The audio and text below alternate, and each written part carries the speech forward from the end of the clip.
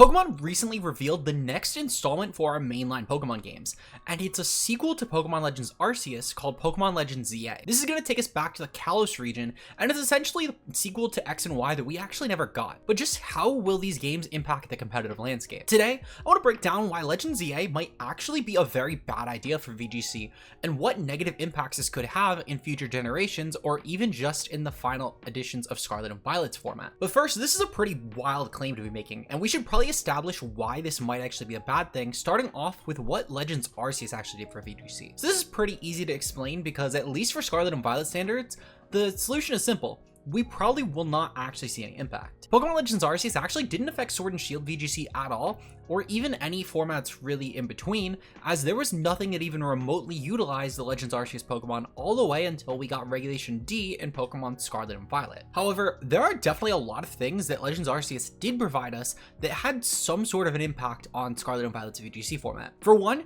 it's the only way you can actually access a lot of the modern Pokemon that are currently legal in most VGC formats. Besides a few examples of options like Zoroark and Arcanine that had Hisui forms as pre-evolutions, you pretty much needed these games in order to actually obtain these evolutions, as they could only be obtainable in the Hisui region. There's also a lot of legendary Pokemon such as Manaphy, Darkrai, Dialga, and Palkia that are at least pretty obtainable in these games, and the difference being is that you can actually save yourself an extra $90 from having to buy Sword and Shield if you only wanted to use Legends Arceus. And you can actually get a pretty wide array of Pokemon doing this. However, there's definitely a lot of issues with only using Legends game that would become very apparent, especially with some later Pokemon we're going to be discussing today. I will say though, depending on what Pokemon you actually need, Legends Arceus probably does provide you with the widest selection of Pokemon, and in tandem with Scarlet and Violet's DLC, you could probably actually account for every single meta-relevant pick in the format. There is one really glaring issue with doing this though, and it starts off with the fact that Legends Arceus actually doesn't have a battling system. This might seem pretty obvious at face value actually, considering Legends Arceus is primarily a game built around catching Pokemon to fill the Pokedex,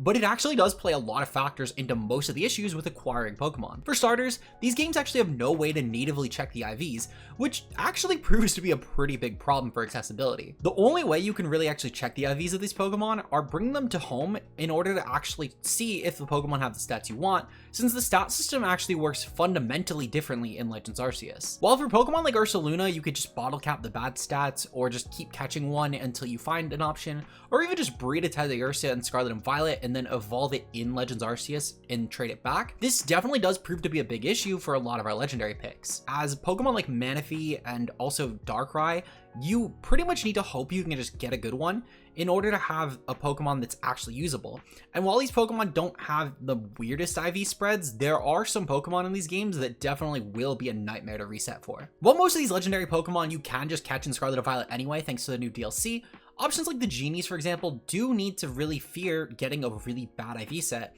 since if you don't get the 0 attack IV, let's say, if foul play was to ever become relevant again, this would be a pretty big issue, as all of the Genies, with the exception of Landorus Therian, do typically orient towards more special movesets. Speaking of the Genies, the poster child for most difficult to obtain Pokemon in Legends Arceus is, funnily enough, not even Arceus, which is the final Pokemon you could obtain. It's actually Enamorus. Now, most VGC players who've ever even attempted to use Enamorus would probably tell you that it was most likely not worth catching, as you need to beat the entire game for the most part, with the exception of catching Arceus to obtain this, as it's one of the last encounters you can actually get.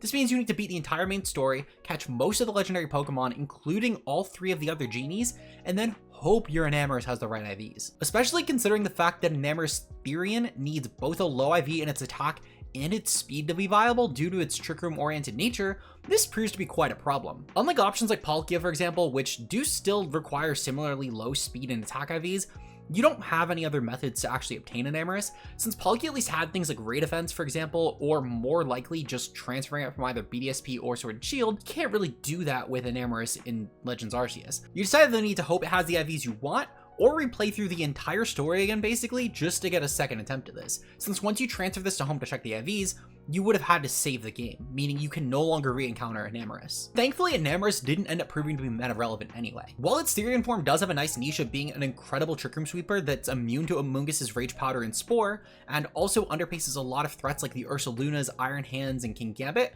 It's not really the best option, since despite its incredible fairy and flying typing, typically teams, even with trick room oriented modes, would rather just use Flutterman as their fairy type. But imagine if these games actually give us a Pokemon that players would need to grind for. They require these really bad IVs. That would be pretty terrible, considering the fact that even among people that I had asked who have grinded for these Pokemon, they've mentioned that at the low end, it's a 10-hour process, and for some players, it can get all the way up to 20 or 30 hours, especially for a first playthrough of these games, where you're trying to actually enjoy the experience. Now, this can especially prove problematic going into these games, as we already have a few Pokemon that were actually intentionally left out of Scarlet and Violet in my opinion, being Xerneas, Yveltal, and the Tapus. These are all really influential Pokemon, and with options like Xerneas typically opting for a low attack IV, and the Tapus almost exclusively opting for that as well, with Finny sometimes even opting for the 0 IV and speed too, this is going to be a pretty big problem. If you are looking to actually obtain these Pokemon with an easier chance to obtain these IVs, go buy Sword and Shield and its DLC if you don't already have them, because that $90 purchase will prove to be the far easier method most likely. While I'm sure that a lot of people have unfortunately had to already do this in order to obtain Pokemon such as Urshifu for VGC, it's not exactly a great message to be sending that you have to buy the $90 game for Sword and Shield with its DLC, whatever the main VGC format game is, on top of the fact you also will most likely need a home subscription to transfer these Pokemon. It's not really a great barrier to entry for these players, especially when the Switch is such an expensive console. Hopefully with this new Legends game, it'll provide a little bit more of a cost-effective experience without the high barrier to entry, since if I can at least reset for these IVs, it's at least something as opposed to having to buy a DLC and another game just to obtain these otherwise really strong Pokemon. And while I don't necessarily know if the Tapus will become Pokemon that are obtainable in these games, despite the fact that I assume they will be, Xerneas and Yveltal definitely will be, and these are two of the best box art Pokemon of all time. Unlike inoffensive options such as Dialga and Palkia, these two Pokemon are objectively extremely terrifying options, with Xerneas typically being a world's level threat, and Yveltal is usually one of the best ways around Calyrex that you can ever conceive in a VGC game. So these two Pokemon will be options that this reset will actually prove very fatal for players. Speaking of Yveltal and Xerneas, let's address the elephant in the room here. These Pokemon will most likely get forms that will probably fall in line similar to how Palkia and Dialga ended up getting forms in Legends Arceus. While Palkia and Dialga aren't the most meta-relevant Pokemon, they're certainly strong options as niche contenders, and these origin forms proved to be really inoffensive as they required an item usage, and honestly, they're not really the strongest picks in VGC anyway. But considering the fact that unlike with the origin forms, these Pokemon would most likely be mirroring either Mega Evolutions or Zygarde, giving up this item spot in favor of 100 boost to its stats, or just an ability spot in favor of a boost to the stats and keeping its item, these would both prove to be very terrifying buffs for these Pokemon. We already see Yveltal and Xerneas as some of the best box arts historically ever created, and it's one of the only duos that both of these Pokemon are insanely meta relevant. So giving these Pokemon either 100 base stats in favor of an item slot, or 108 in favor of an ability such as Dark and Fairy Aura, you're going to see a really terrifying monster created. I've actually speculated on some forms these could be getting, and even if you just gave these Pokemon the HP buff of 108 fully into these options, these are still going to be Pokemon that are going to be basically impossible to kill, even if you have to knock them down to 50% and you literally just give them Power Construct. If I was a singles player and I saw Yveltal with Power Construct become a legal threat, I'd be quivering in my boots at this basically unkillable option that can now have built-in recovery with Roost, heavy-duty boots to get around its Rocks weakness, and still most likely, if this was legal in a Natdex format, the option to Terra into a defensive typing like Poison to completely gain an immunity to Toxic. And Xerneas is a whole different beast, since if this was an ability shift to something like a Power Construct, while Fairy Aura is a nice damage booster, having the ability to still run Power of Geomancy and gain a buff to most likely some form of bulk such as HP, defense, or special defense, this is going to turn into one of the most terrifying boost sweepers we've ever seen in any competitive game. And I think it would genuinely rival the likes of Calyrex, Shadow Rider,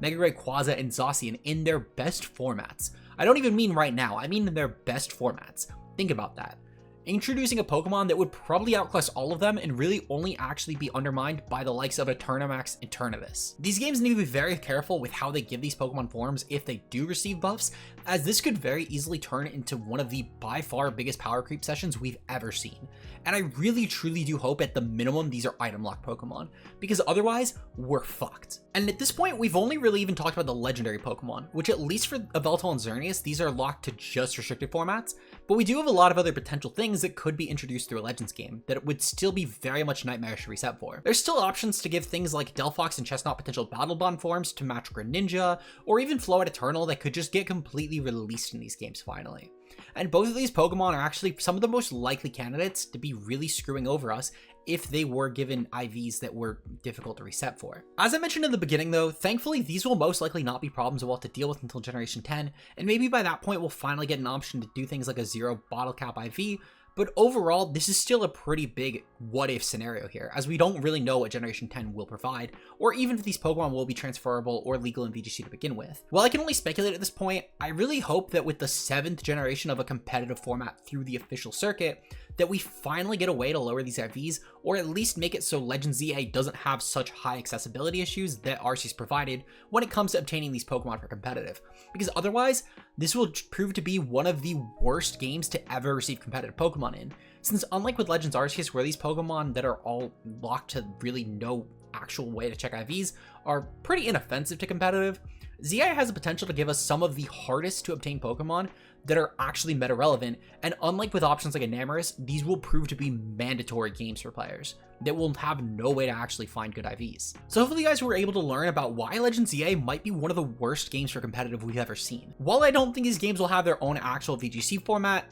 the things to come out of them will most likely impact future generations for years to come, and I really truly hope that Pokemon can learn from what Legends Arceus provided and at least give us a way to check IVs even if they don't actually impact anything in these games. If you guys enjoyed and want to see more content like this, like and subscribe for more. I'm gonna plan on uploading a bunch more ZA content in the future, and while it won't be the entirety of this channel, I do plan on making a lot more speculation, such as on what potential Battle Bond forms we might receive on the starters, what we might see from Yveltal and Xerneas, and many other ramifications that these games could have in the scene. So if you want to see that content, make sure you stay subscribed. Let me know what ideas you guys also want to see me cover, as I'm sure that Legends ZA has a ton of options, and while we don't have a lot of information right now, the fact that these are based off of a Generation 6 game means that the mechanics that we could be exploring here are truly endless. Also, if you enjoy the editing, make sure you check out Kurt. Kurt does all of our long-form content, and we'll be also getting a lot of shorts in the coming week thanks to Matt, who has now started editing shorts for us. If you enjoyed all the shorts from the Paradox Pokemon, these were all Matt, and again, great job on the editing in general, and both of them truly do make the channel actually function, as without them, you wouldn't see any videos. With that said, I'll see you guys in our next upload,